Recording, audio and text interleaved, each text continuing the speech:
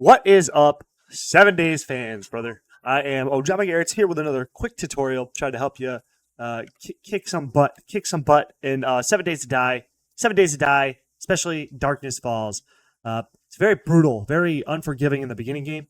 So I just wanted to go over my favorite start strategy to give me an edge and progress faster than the game stage, to give me a little bit of a leg up on the extra difficulty in Darkness Falls. So let's just jump right into that real quickly here after I shrink myself. Oops, that's the wrong thing. Bloop, bloop, bloop, bloop, bloop. Anyway, here we are. So I'm just spawning in the game on a mega city just for tutorial purposes, but this will work on any Darkness Falls map. So the first thing you want to do is start the game, find a rock, turn it into a sharp rock. Open your bag, obviously. My preferred start class is security, just for the damage reduction. But anyway, that's not that important. You're going to run to your trader. You're going to look at your jobs. And since we do not have a nurse you back to health, I would recommend you take the man-eater. And the reason why you're going to do a man-eater is so that you have another 2 attempts at a loot bag from the bloated zombie, because the bloated zombie is OP, because in their loot bag, there's a high chance they will drop a hunting rifle. And if you get a hunting rifle day 1, your chances of survival significantly go up. So now we got wood. So you want to get wood from punching the little sticks there. And you want to punch some grass so you can get your stone axe right away. And then you want to punch the sticks on the way to your first quest, because you're trying to save up for a wooden club here. Once you get the wooden club and your axe, proceed.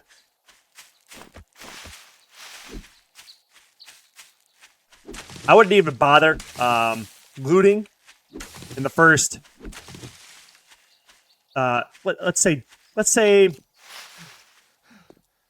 it depends, really. It really comes down to preference. But if I was really going to talk about an optimized run to start, I wouldn't even bother looting probably the first day. Like backpacks or trash bags or anything along the lines of that. There's certain drops you may be able to get that would be worth your time. But most of the loot in the early game is garbage. Now I got trapped up here behind that fence, so that's kind of newbie of me. I'm sorry. We're just going to get to the quest. We're going to get her done.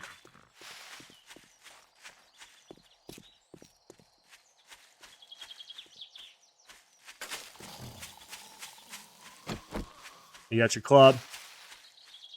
And this is all you'll need. Okay, so now we're doing man-eater, so it's going to want you to kill one of each of these zombies. And it should spawn duos of each one if you're playing by yourself. So, really, you want to kill the bloateds. But you don't want to kill more than you have to, because it's not about kill XP. Perks are nice, but in the early game, loot is better. So again, in another video I talk about it. We're not sprinting, we're not power attacking, and we're taking our time. We're looking around, we're staying on the move. We're not focusing on one target. We are just moving around. We're taking our hits, and then we're just moving around. The most ideal item you want to roll in your first scout quest is a Molotov cocktail. With Molotov cocktails, you're essentially getting 3 scout quests per cocktail you roll. Because look at this group. See this big old nice group here? If you chuck one Molotov cocktail, it'll burn the whole pack, and then you can just throw it and forget about it and just run home. Alright, so we need a Festering Cadaver, which is Yellow Shirt Boy here. And then we just need... Oh, who did I kill? Oh, no. Okay. I know I broke my rule to power attack, but I was pretty confident I was going to get that kill. Anyway, so now we're just going to head back. And this is kind of a boring optimized start, but, you know, a little bit of boring now. Save a little bit of the grind to avoid deaths. Will save you in the long run. So that's what I mean. Do you see that time I just spent? I just spent 1 second looking down to grab one feather when I could have just been hitting a curtain in a house, getting 2 cloth for that curtain, and having 2 arrows and not wasting any time. Yes, yeah, I got an egg, but eggs kind of subpar. Oh, like this cloth here. See that for my boots and the bandana there? That's 4 arrows. Pretty good. Now, I don't know when this actually happened, but actually getting scrap iron, like the iron raw material, is decent now because you are crafting with 10, I believe. Let me look here quick. In your inventory craftable, with 10, you are crafting 5 arrowheads now. So it's pretty good. It's pretty good. I think that's pretty good. I'd have to do a damage comparison between the two. Stones, obviously, they come a little bit faster. You might get lucky from the trader and have stones for sale or cobblestone for sale. So then you can buy huge bulks of them. But yeah, so now we're here. Great job. And yeah, didn't roll the greatest, but still, that's the game. So you know, we got cash. With the cash, we might have cocktails available at the main trader. But now, after your first scout quest, you have options. You check around. We see what we got for weapons here, and we got doo-doo dog water.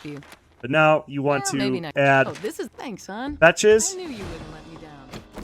In conjunction with your scout quests, and then you want to just for your whole first day, just that's all you're doing. You know what I mean? You know, you pick up your sterile bandages. You're welcome. Because they're 10 each. Can I trust you? And then you just hope to God the RNG rolled right. And yes, they are both on the way from each other. So yeah, see, this is the type of strategy. So quest. All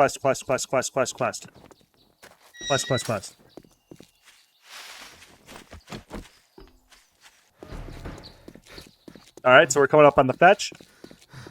And we quest and we really don't loot. We don't want to take fights we don't have to, and we don't want to loot.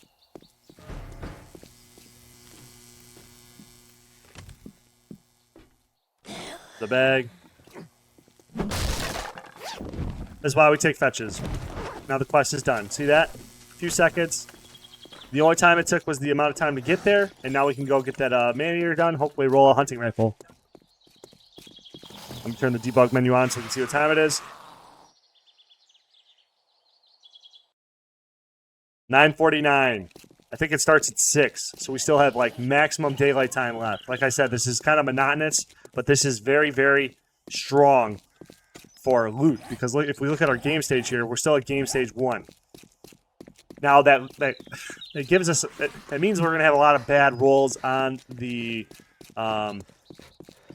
trader. But as you saw, even a pipe pistol would put us in a significant or a very very strong position to play the game in the early game. Very strong, or put us in a strong position to play early game, and like significantly reduces the chance of death. Being able to move around and then fire at zombies. So yeah, I mean we're coming up. I just really hope I get a hunting rifle. That'd be sweet for the video too. But you know, whatever. Even a worst case scenario, this is still showing you like, look at this. I mean, I got 200 dukes. What are you really gonna loot to like make that kind of money and the amount of effort that it took?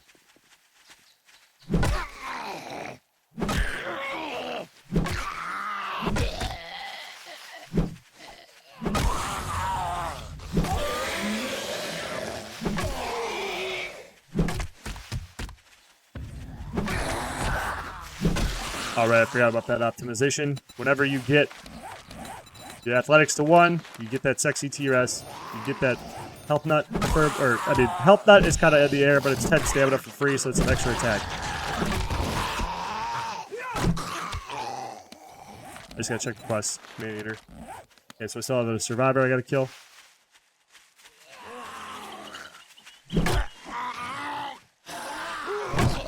Alright.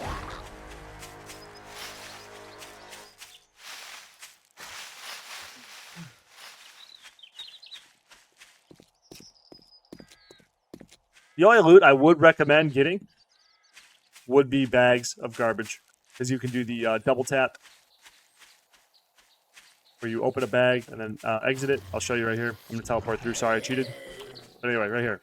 Double tap. Boom. See that? No time lost. And if it did drop a backpack, you could just tap another E and then R immediately, and then check the loot in your bottom right after having picked it up, and then drop it if it's not worth your time.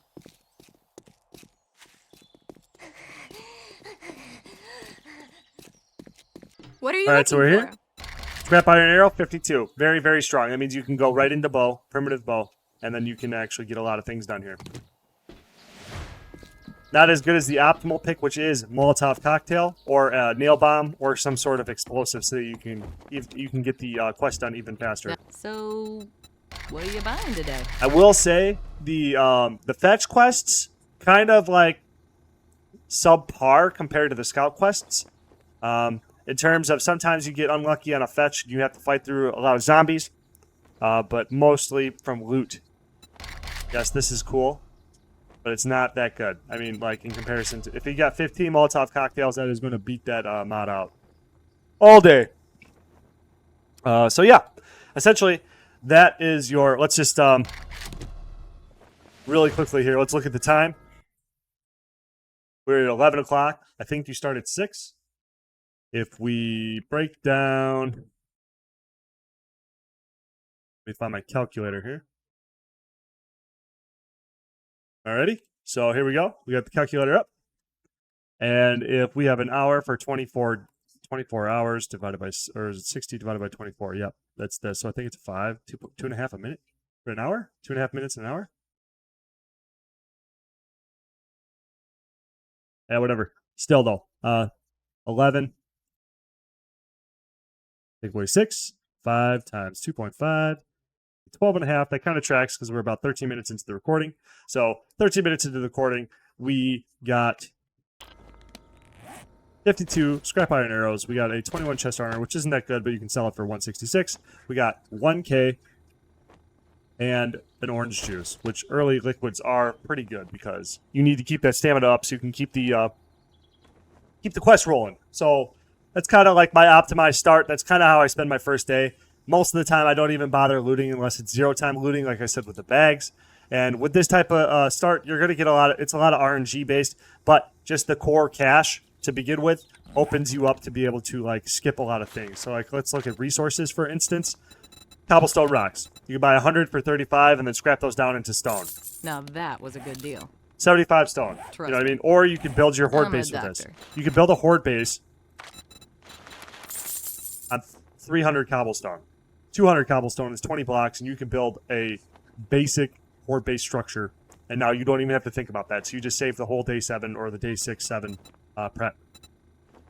We got wood here, 87. You think how much time do you think you're spending to cut 50 wood? Well, Let's you go just kind of. brightened my day. I'm glad. This is on adventure too, so if you're playing any high difficulty, it's going to really negate the resource right here. So 3, 4, 5. You get about 1.5 swings a second, but still. Yes, this compounds later. You know, mining tools goes up, and it does obviously become better. But it is better for us to spend our time in the early game doing this than it is to be doing that, cutting a tree down. You know what I mean? Like, this isn't necessarily progressing us to a pistol. You know, if you roll the pistol or even a pipe machine gun, if you roll Molotov cocktails, if you roll contact grenades, stuff like that, it really just allows you to skip layers of progression that allow you to really just take advantage of your low game stage. So that's kind of all that I got here. It's kind of a longer one, but I'll cut this up a little bit to make it a little bit more bite-sized for you guys. But that is, again, my optimized start, and it is Scout Trader Rushes. Thank you for watching. I hope this was helpful. I hope it makes the 7 Days to Die Darkness Falls experience a little bit easier for you in the early game, because that is one of the toughest parts of getting used to it, and there is a lot of options, so there's a lot of wrong options to make, in my opinion. But, you know, play however you want to play. I just hope these tips and strategies help you out a little bit. Have a really nice day. I'll catch you later.